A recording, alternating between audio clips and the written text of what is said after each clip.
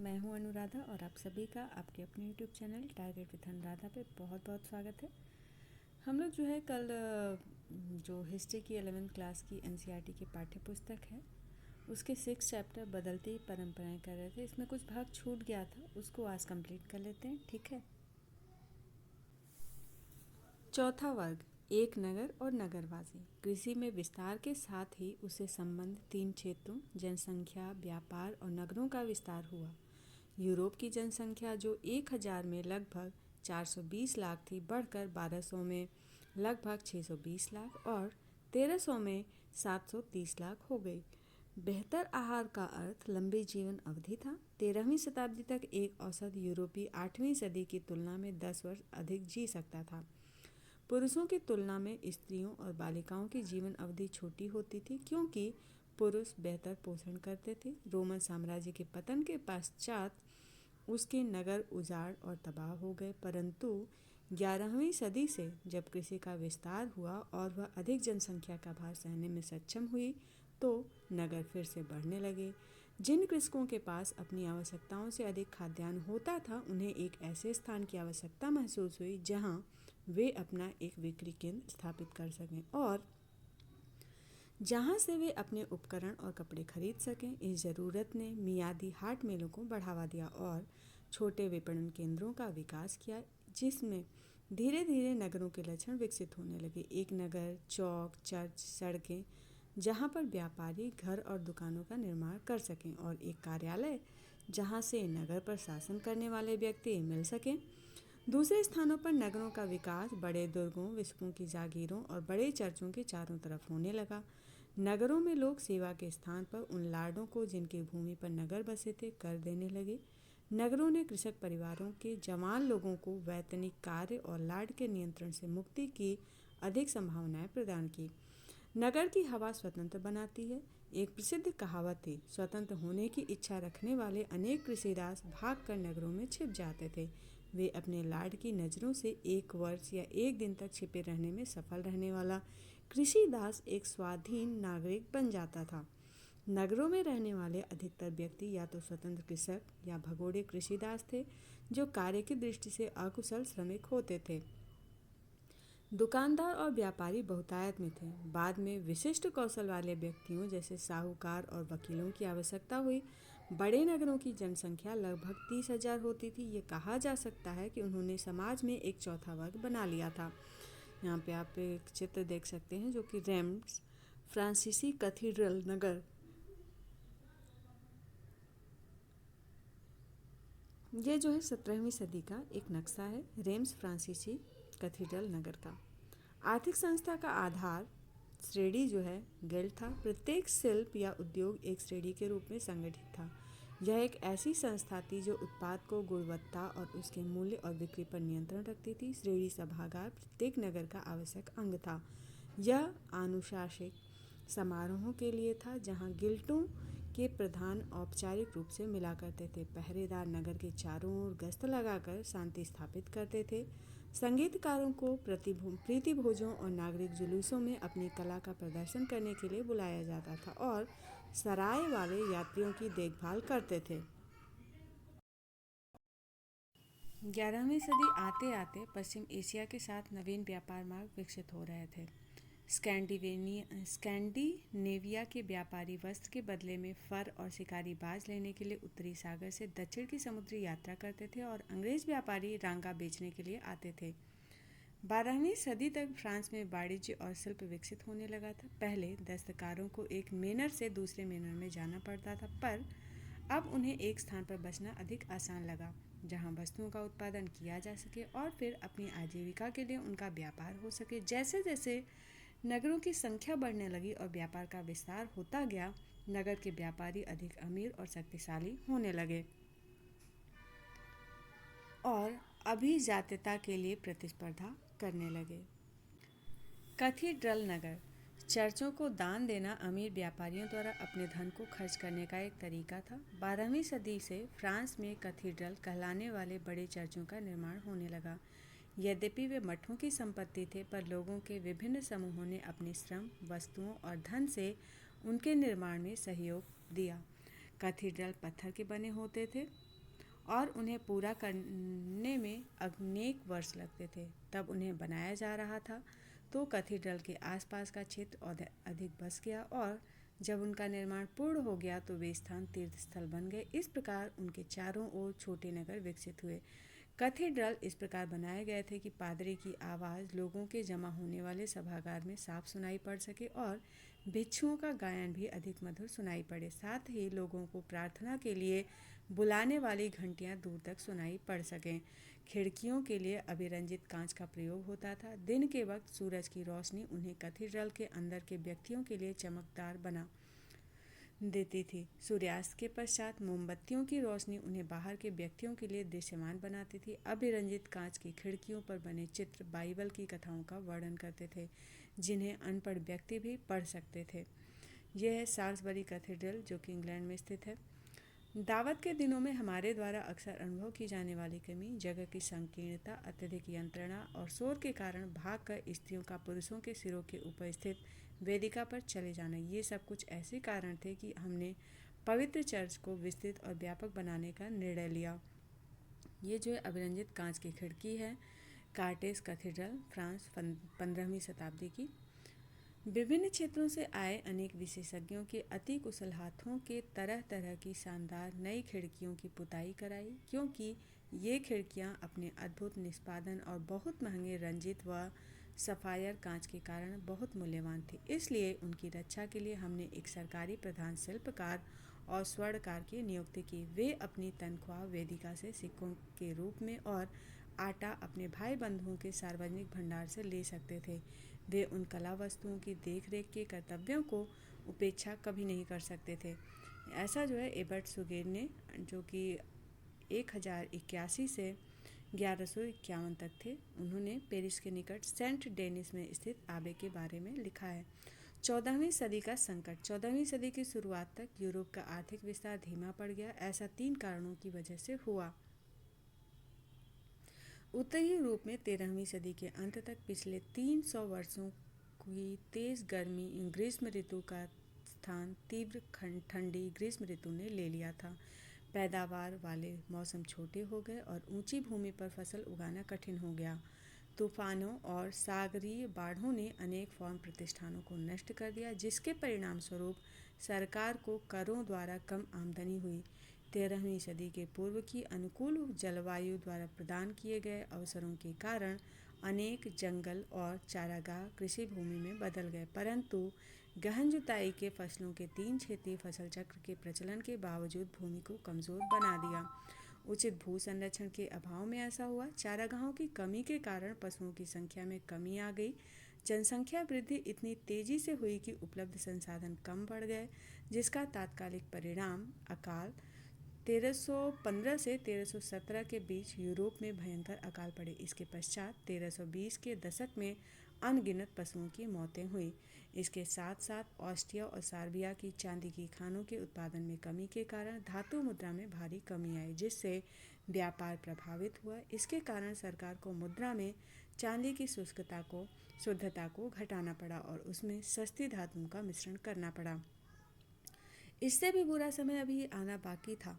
12वीं व 13वीं सदी में जैसे जैसे वाणिज्य में विस्तार हुआ तो दूर देशों से व्यापार करने वाले पोत यूरोपीय तटों पर आने लगे।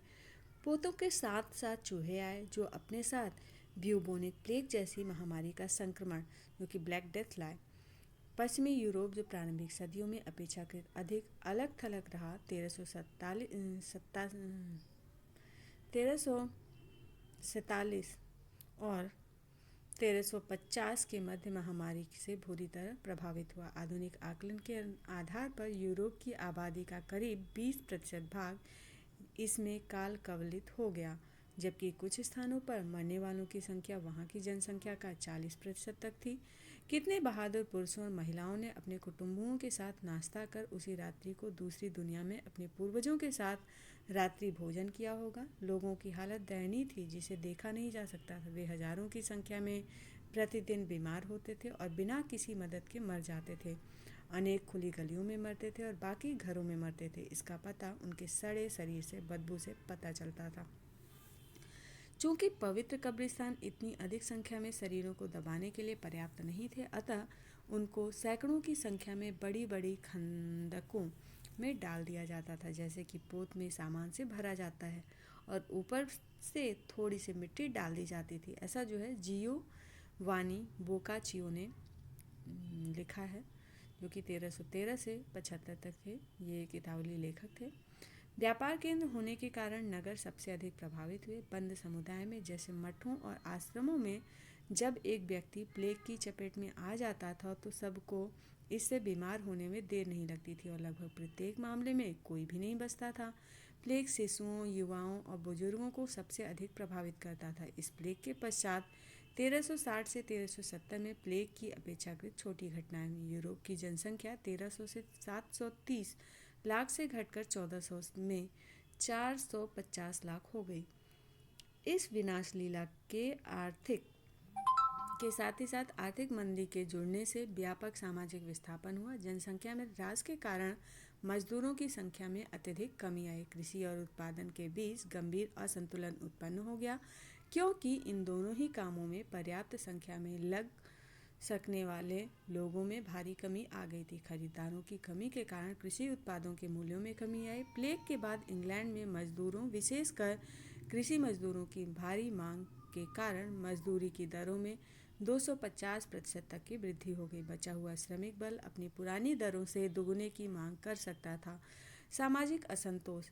इस तरह लॉर्डों की आमदनी बुरी तरह प्रभावित हुई। मजदूरी की दरें बढ़ने तथा कृषि संबंधी मूल्यों की गिरावट ने अभिजात वर्ग की आमदनी को घटा दिया। निराशा में उन्होंने उन धन संबंधी अनुबंधों को तोड़ दिया जिसे उन्होंने हाल ही में अपनाया था और उन्होंने पुरानी मजदूरी सेवाओं को फिर से प्रचलित कर दिया। इसका कृषकों, विशेषकर पढ़े लिखे और समृद्ध कृषकों द्वारा हिंसक विरोध किया गया। 1323 में कृषकों ने फ्लैंडर्स में, 1358 में फ्रांस में और 1381 में इंग्लैंड में विद्रोह किए। यद्यपि इन विद्रोहों का क्रूरतापूर्वक दमन कर दिया गया, पर महत्वपूर्ण तथ्य यह है कि ये विद्रोह सर्वाधिक हिंसक तरीके से उन स्थानों पर हुए जहाँ पर आर्थिक विस्तार के कारण समृद्धि हुई थी।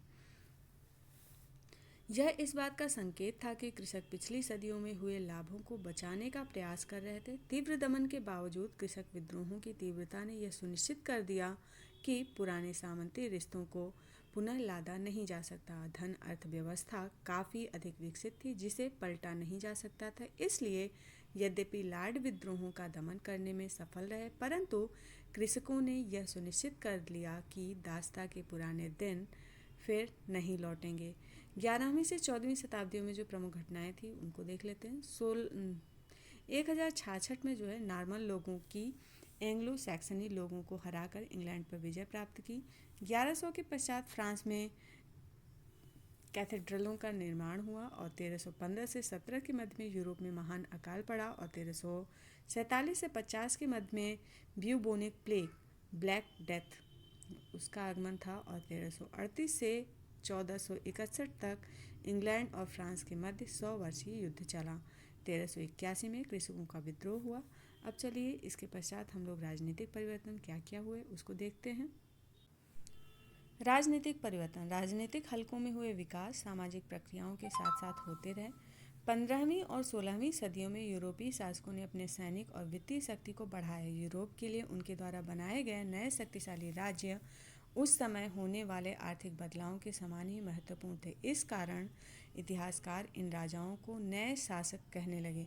फ्रांस में लुई 11वें, ऑस्ट्रिया में मैक्स मिलन, इंग्लैंड में हेनरी सप्तम और स्पेन में इसाबेला और फर्डिनेंड निरंकुश शासक थे, जिन्होंने संगठित स्थायी सेनाओं की प्रक्रिया, एक स्थायी नौकरशाही और राष्ट्रीय कर प्रणाली स्थापित करने की प्रक्रिया को शुरू किया।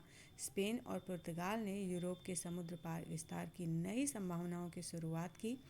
12वीं और 13वीं सदी में होने वाला सामाजिक परिवर्तन इन राजतंत्रों की सफलता का सर्वाधिक महत्वपूर्ण कारण था। राजदारी और सामंतशाही वाली सामंत प्रथा के विलयन और आर्थिक विकास की धीमी गति ने इन शासकों को प्रभावशाली और सामान्य जनों पर अपने नियंत्रण को बढ़ाने का पहला मौका दिया। शासकों ने सामंतों से अपनी सेना के लिए कर लेना बंद कर दिया और उसके स्थान पर बंदूकों और बड़ी तोपों से सुसज्जित प्रशिक्षित सेना बनाई जो पूर्ण रूप से उनके अधीन थी। अभिजात वर्ग का विरोध राजाओं की गोली के शक्ति प्रदर्शन के समझ टुकड़े टुकड़े हो गया था। यह आप एक चित्र देख सकते हैं जो कि इंग्लैंड की रानी एलिजाबेथ प्रथम ये पिकनिक मनाते हुए 16वीं सदी के अंतिम दशक का एक चित्र है। ये नए शासक, इसके कुछ प्रमुख घटनाएं देख लेते हैं। चलिए, 1461 से 1559 तक फ्रांस में नए शासन का प्रादुर्भाव हुआ। 1474 से 1556 तक स्पेन में नए शासक और 1485 से 1547 तक इंग्लैंड में नए शासक। करों को बढ़ाने से शासकों को पर्याप्त राजस्व प्राप्त हुआ जिससे वे पहले से बड़ी सेनाएं रख सकते थे। इस तरह उन्होंने अपनी सीमाओं की रक्षा और विस्तार किया तथा राजसत्ता के प्रति होने वाले आंतरिक प्रतिरोधों को दबाया, किंतु इसका मतलब यह नहीं था कि केंद्रीयकरण का अभिजात वर्ग ने विरोध नहीं किया। राजसत्ता के विरुद्ध हुए विद्रोहों का एक समान मुद्दा कराधान था। इंग्लैंड में विद्रोह हुए जिनका 1497, 1536, 1547, 1549 और 1553 में दमन कर दिया गया। फ्रांस में लुई 11 1461 से 83 के मध्य में जो थे उनको ड्यूक लोगों और राजकुमारों के विरुद्ध एक लंबा संघर्ष करना पड़ा। अवरकोटि के अभिजातों और अधिकतर स्थानीय सभाओं के सदस्यों ने भी अपनी शक्ति के जबरदस्ती हड़पे जाने का विरोध किया। 16वीं सदी में फ्रांस में होने वाले धर्म युद्ध कुछ हद तक शाही सुविधाओं और क्षेत्रीय स्वतंत्रता के बीच संघर्ष थे। अभिजात वर्ग ने अपने अस्तित्व को बचाए रखने के लिए एक चतुरतापूर्ण परिवर्तन किया। नई शासन व्यवस्था के विरोधी रहने के स्थान पर उन्होंने जल्दी ही अपने को राजभक्तों में बदल दिया।